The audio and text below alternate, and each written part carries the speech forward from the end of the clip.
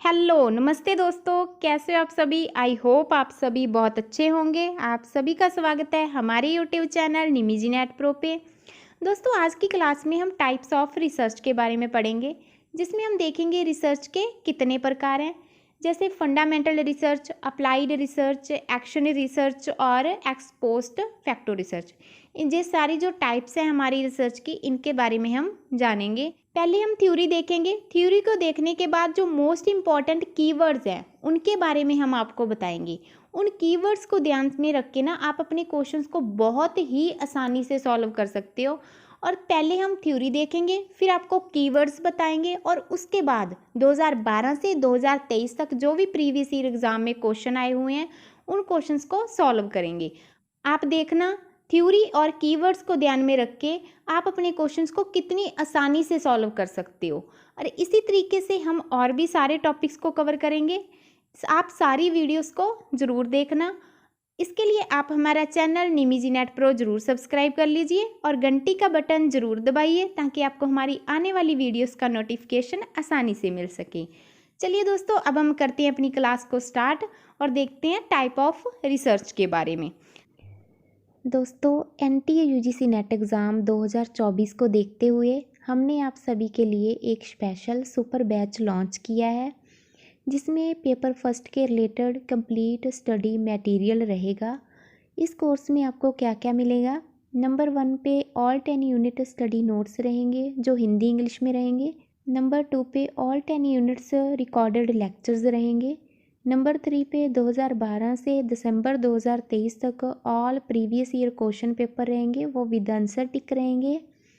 Number 4 पे 2012 से 2023 तक यूनिट वाइज क्वेश्चन रहेंगे। नंबर 5 पे 2012 से 2023 तक टॉपिक वाइज क्वेश्चन रहेंगे। और इसके साथ साथ आपको 5 फ्री बोनस भी दिए जाएंगे और इसके भी अलावा आपको 5 सुपर बोनस भी मिलेंगे। फुल इन्फॉर्मेशन आप जहाँ से रीड कर सकते हो। और इसके लिए आप हमारा ऐप निमिजी नेट इंस्टॉल कर सकते हो। फुल डिटेल के लिए और किसी भी प्रॉब्लम के लिए आप हमसे व्हाट्सएप पे कांटेक्ट कर सकते हो। वीडियो डिस्क्रिप्शन बॉक्स में ऐप का लिंक और व्हाट्सएप कांटेक्ट नंबर दिया हुआ है। थैंक यू दोस्तों।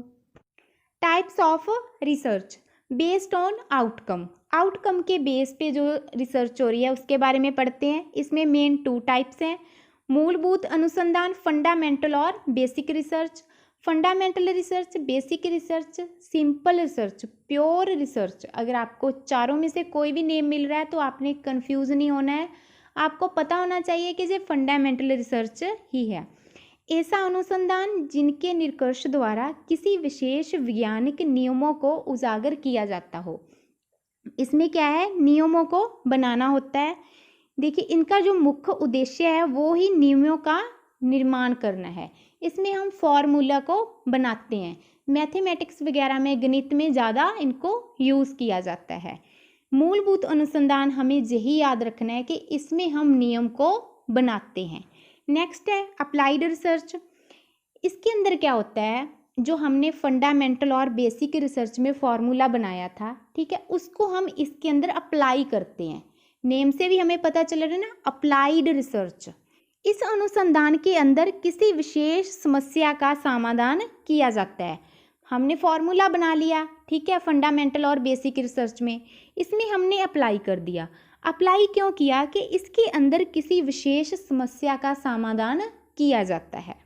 आई होप आपको फंडामेंटल रिसर्च और अप्लाइड रिसर्च के बारे में समझ में आ गया होगा। बेस्ड ऑन प्रोसेस, प्रोसेस के बेस पे जो रिसर्च है उसके बारे में अब हम पढ़ते हैं। सबसे पहले मात्रात्मक शोध, क्वांटिटेटिव रिसर्च। इस शोध में चरों की संख्या, इसमें क्या है, संख्या पे बल दिया जाता है, आंकड़ों पे बल दिया जाता है।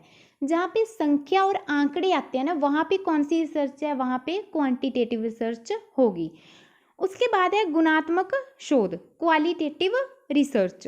इसमें क्या है, इसमें गुणों के आधार पर विश्लेषण किया जाता है। जैसे एक क्लास है, ठीक है, क्लास में काफ़ी से स्टूडेंट हैं, कोई किन में तो ज़्यादा, किसी में कोई क्वालिटी है, किसी में कोई क्वालिटी है, तो उन क्वालिटीज़ के अकॉर्डिंग जो विश्लेषण किया जाता है, एनालिसिस किया जाता है, उसको हम क्वालिटेटिव शोध कहते हैं, क्वालिटेटिव रिसर्च कहते हैं। सिंपल देखिए, इसमें क्या है, क्वांटिटेटिव एंड क्वालिटेटिव। क्वांटिटेटिव में क्या होता है, आंकड़े होते हैं। क्वालिटेटिव में क्या होता है, इसमें गुण होते हैं। बेस्ड ऑन ऑब्जेक्टिव, ऑब्जेक्टिव के बेस पे जो रिसर्च है अब हम उसके बारे में जानते हैं। सबसे पहले वर्णनात्मक अनुसंधान, डिस्क्रिप्टिव रिसर्च। इसका जो मुख्य उद्देश्य है वो दिशाओं, क्रियाओं और अभिवृत्तियों तथा स्थिति के विषय का ज्ञान प्राप्त करना है। सिंपल भाषा में हम समझने की कोशिश करते हैं। सिंपल भाषा में हम ये कह सकते हैं कि जैसे हम पढ़ते थे पहले स्कूल में, तो हमारा टीचर कहता था कि क्लास में से एक स्टूडेंट खड़ा हो जाए और वो एक लेसन को अच्छे से पढ़ दे, ठीक है, मतलब कि उसका वर्णन कर दे।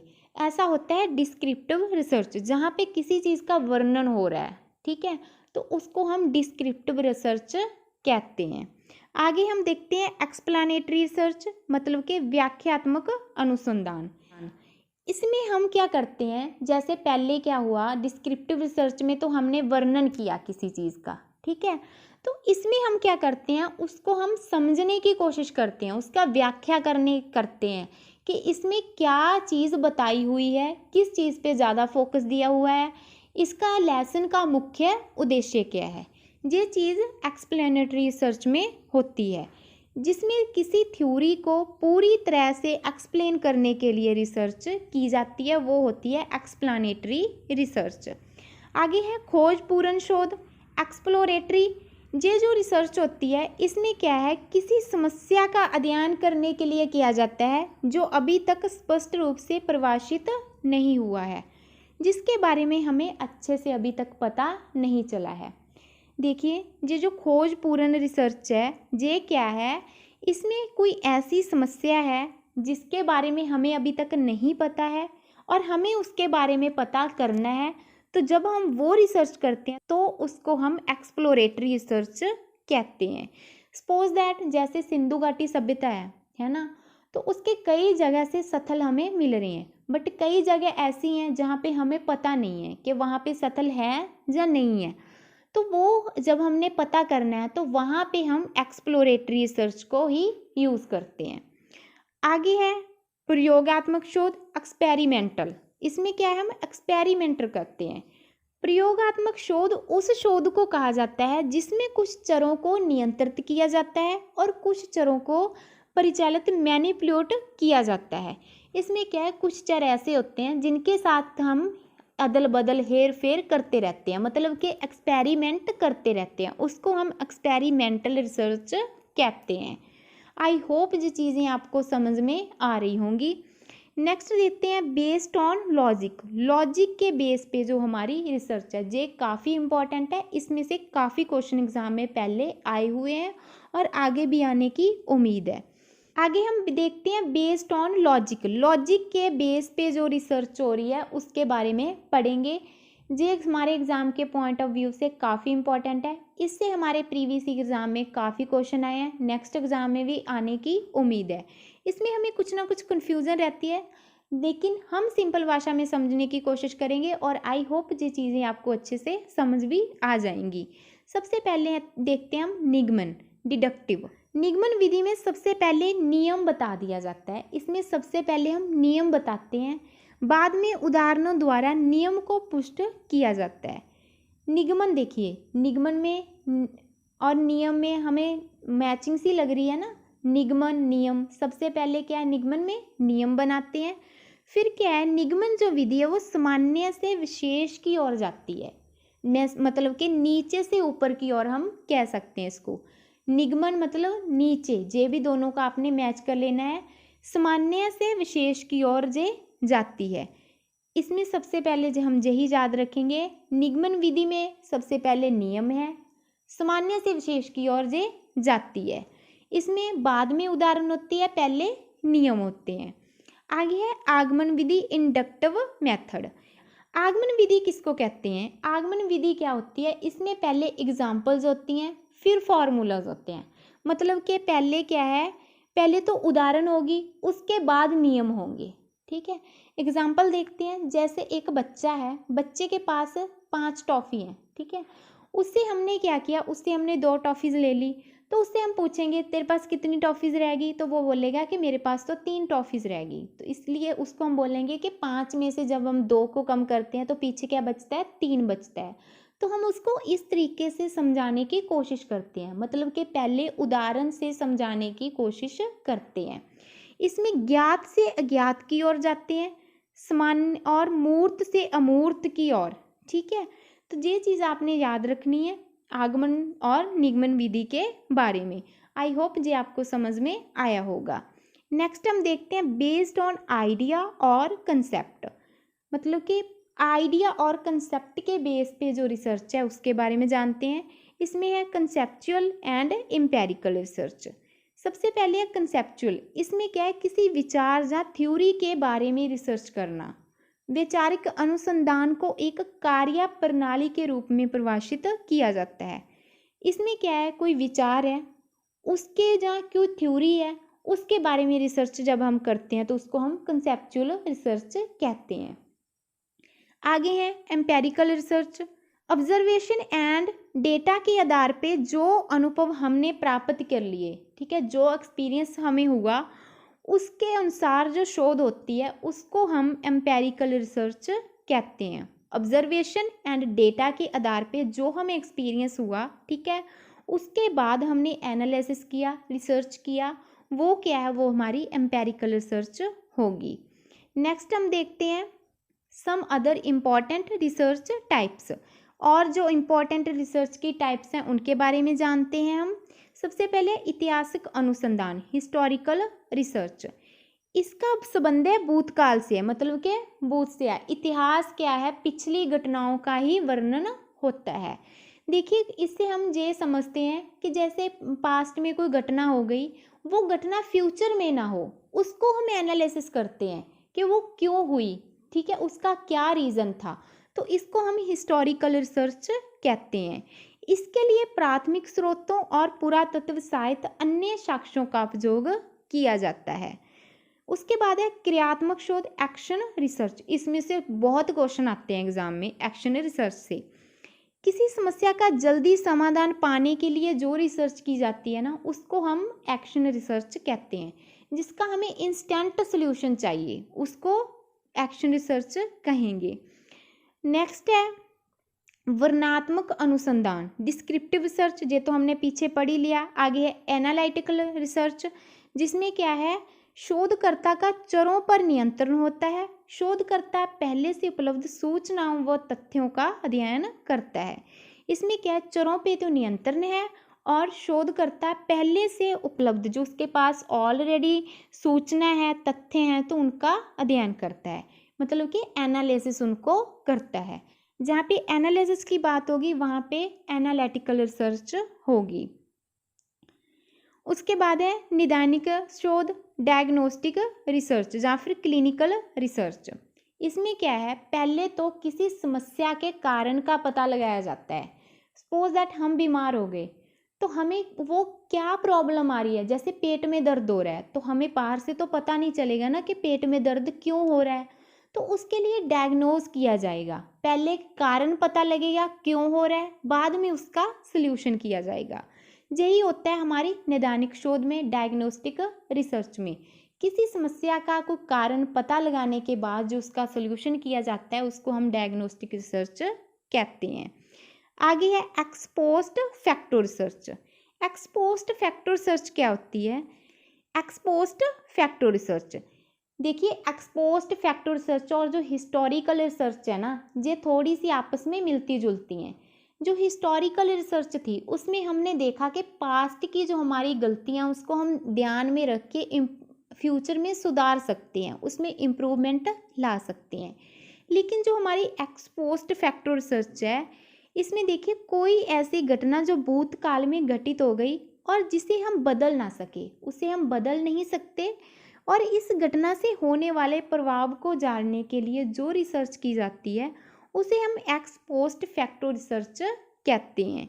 जैसे कि सुनामी आ गई, सपोज दैट, है ना, सुनामी आ गई तो उसकी वजह से कई तरह की बीमारियां फैल गई, तो वो जो सुनामी के कारण जो प्रभाव हुआ ना लोगों के जनजीवन पे, जब हम उस पे रिसर्च करेंगे तो उसको हम एक्स पोस्ट फैक्टो रिसर्च कहेंगे। इसको हम चेंज नहीं कर सकते, मतलब कि इसको हम बदल नहीं सकते। जैसे सुनामी आ रही है, उसको तो हम रोक नहीं सकते ना, उसको ना हम इधर उसका दिशा इधर कर सकते हैं ना उधर कर सकते हैं, वो तो एक स्वतंत्र चर है। उसका जो हमारे जीवन पे प्रभाव हो रहा है, हम उसके बारे में जो रिसर्च कर रहे हैं वो एक्स पोस्ट फैक्टो रिसर्च है। नेक्स्ट हम देखते हैं अनुदैर्य अनुसंधान, मतलब कि हमें पता चल रहा है ना नेम से, धैर्य मतलब कि आराम से। यह एक ऑब्जर्वेशन रिसर्च मेथड है जिसमें किसी सब्जेक्ट का डेटा एक निश्चित टाइम पीरियड के अनुसार इकट्ठा किया जाता है। मतलब कि टाइम पीरियड निश्चित किया जाता है, 5 साल का, 10 साल का, 1 साल का, 2 साल का, तो उसके अकॉर्डिंग इकट्ठा किया जाता है। जैसे कि हम बाल ब्याह पे रिसर्च कर रहे हैं और हमने 5 साल का इसका डेटा इकट्ठा कर रहे हैं, जिसमें कि काफ़ी लंबे समय में के लिए रिसर्च है। ये होती है हमारी अनुदैर्य अनुसंधान। आगे है कारण प्रभाव शोध, कैजुअल रिसर्च। इससे हमारे एग्जाम में पहले क्वेश्चन नहीं आए हैं, फिर भी हमें इसके बारे में पढ़ना ज़रूरी है। कारण प्रभाव शोध, कैजुअल रिसर्च। इस तरह की रिसर्च में हम किसी एक चर के कारण दूसरे चर पर पड़ने वाले प्रभाव के बारे में जानते हैं। जैसे एक चर है, उसका किसी दूसरे चर पे इफेक्ट पड़ रहा है, प्रभाव पड़ रहा है, तो उसको हम इसमें जानते हैं। उसको हम कारण प्रभाव शोध कहते हैं, कैजुअल रिसर्च कहते हैं। आगे है सेंसस रिसर्च। यह एक तरह का सर्वेक्षण होता है जिसमें संपूर्ण जनसंख्या की गणना की जाती है। इसमें सैंपलिंग का प्रयोग नहीं होता, बल्कि प्रत्येक व्यक्ति के बारे में जानकारी इकट्ठा की जाती है। जो हमारी जनगणना है उसको हम सेंसस कहते हैं, है ना। तो देखिए इसमें प्रत्येक व्यक्ति के बारे में जानकारी इकट्ठा की जाती है, बल्कि ये नहीं है कि हमने सैंपल इकट्ठा कर लिया। ठीक है। नेक्स्ट है केस स्टडी। केस स्टडी है, इसका तात्पर्य यह है कि किसी एक विशेष विषय के इसमें बारे में संपूर्ण जानकारी एकत्र करना। कोई एक टॉपिक है, ठीक है, उसके बारे में संपूर्ण जानकारी जहाँ से भी हमें मिल रही है हम इकट्ठी कर रहे हैं, उसके कारणों की जांच करना, फिर उसका विश्लेषण करना, ये होती है हमारी केस स्टडी।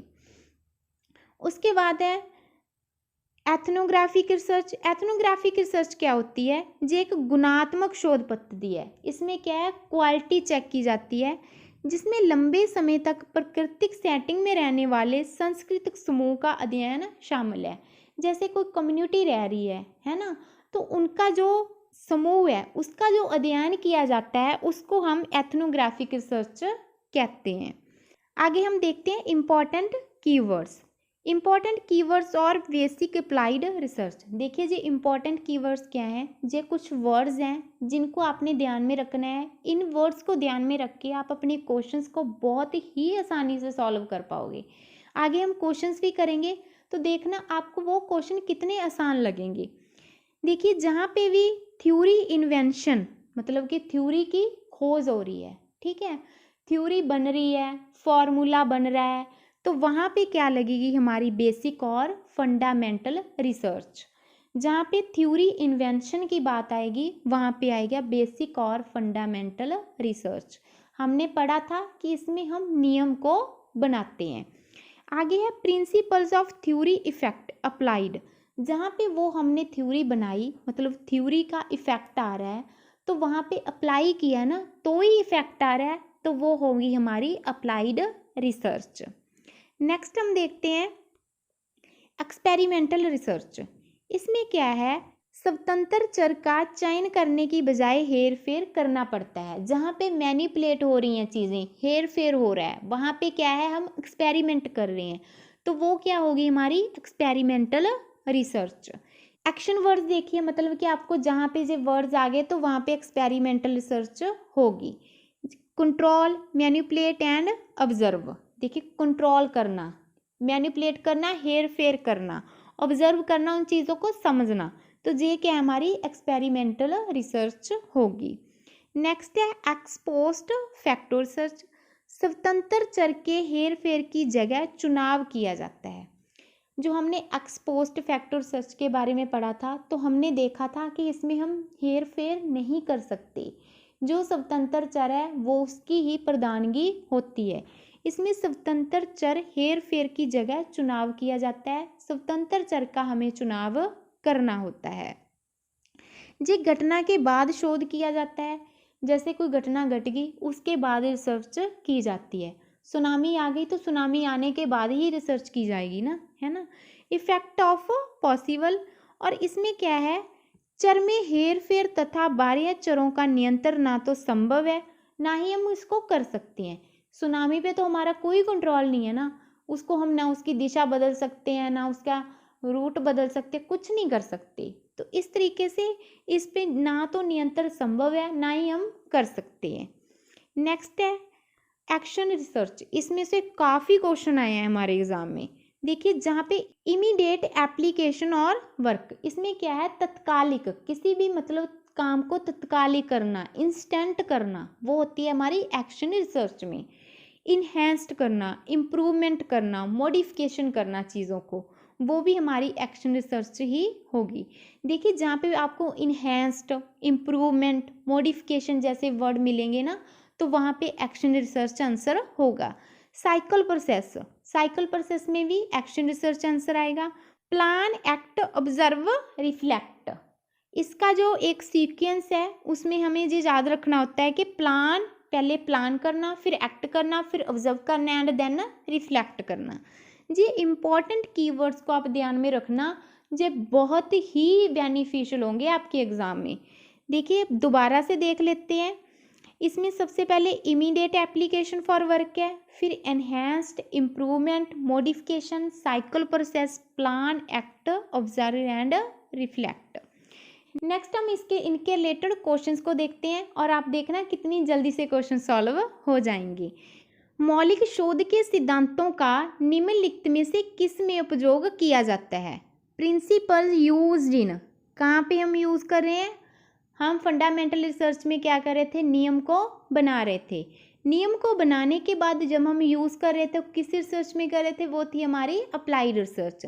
तो इस तरीके से जो अप्लाइड रिसर्च है इसका राइट आंसर है।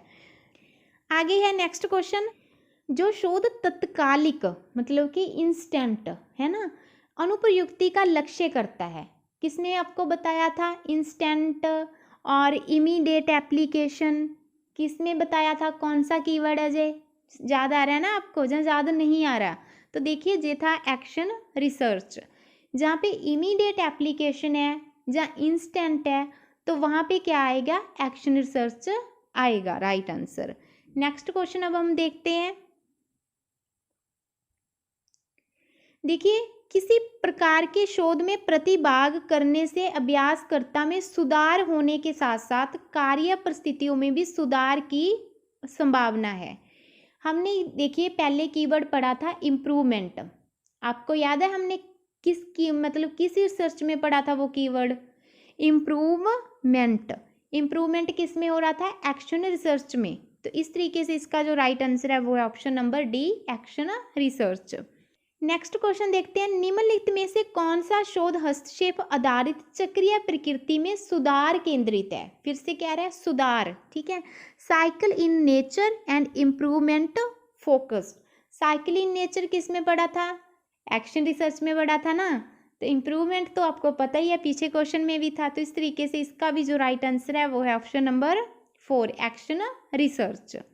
नेक्स्ट क्वेश्चन देखते हैं, क्रियात्मक अनुसंधान पर आधारित अध्यापन करने के लिए निम्नलिखित में से कौन सा सही क्रम है। तो हमने आपको क्या बताया था, plan, act, observe and reflect. Plan करना, एक्ट करना, ऑब्जर्व करना एंड देन रिफ्लेक्ट करना। तो इस तरीके से राइट आंसर ऑप्शन नंबर 1 है। तो आप देखिए कितनी आसानी से क्वेश्चन सॉल्व हो रहे हैं। नेक्स्ट देखिए, जिस शोधकर्ता में रचनात्मक मूल्यांकन की दक्षता में सुधार के लिए किस में होता है, इम्प्रूवमेंट किस में होती है, एक्शन रिसर्च में होती है। तो राइट आंसर है हमारा एक्शन रिसर्च, क्रियात्मक शोध।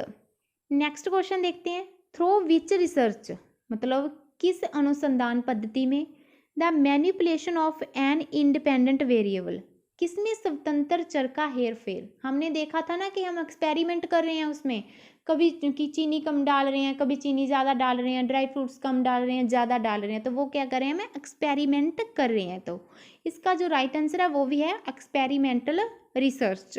नेक्स्ट क्वेश्चन देखते हैं। देखिए दोस्तों, अगर जी आप सारे नोट्स लेना चाहते हो तो आप हमारा ऐप निमिजी नेट इंस्टॉल कर सकते हो, जिसमें आपको ये सारे नोट्स मिल जाएंगे और आप अपनी अच्छे से तैयारी कर सकते हो। देखिए, for which type of research the action words control, manipulate and observe. किसमें कंट्रोल, मैनिपुलेट एंड ऑब्जर्व कर रहे थे हम, तो वो था एक्सपेरिमेंटल रिसर्च में। तो इस तरीके से राइट आंसर ऑप्शन नंबर 3 है। नेक्स्ट क्वेश्चन, निम्नलिखित में से अनुसंधान पद्धति में स्वतंत्र चर के हेरफेर की जगह चुनाव किया जाता है। Variable has to be selected rather than manipulated. देखिए, किसमें हम स्वतंत्र चर को चयन कर रहे थे, किसमें हम हेरफेर नहीं कर रहे थे, वो थी एक्स पोस्ट फैक्टो रिसर्च, जिसमें हमने देखा था सुनामी आ गई है ना, तो उसको हम चेंज नहीं कर सकते, उसमें हम हेर फेर नहीं कर सकते। इस तरीके से एक्स पोस्ट फैक्टो मेथड इसका सही आंसर हो जाएगा।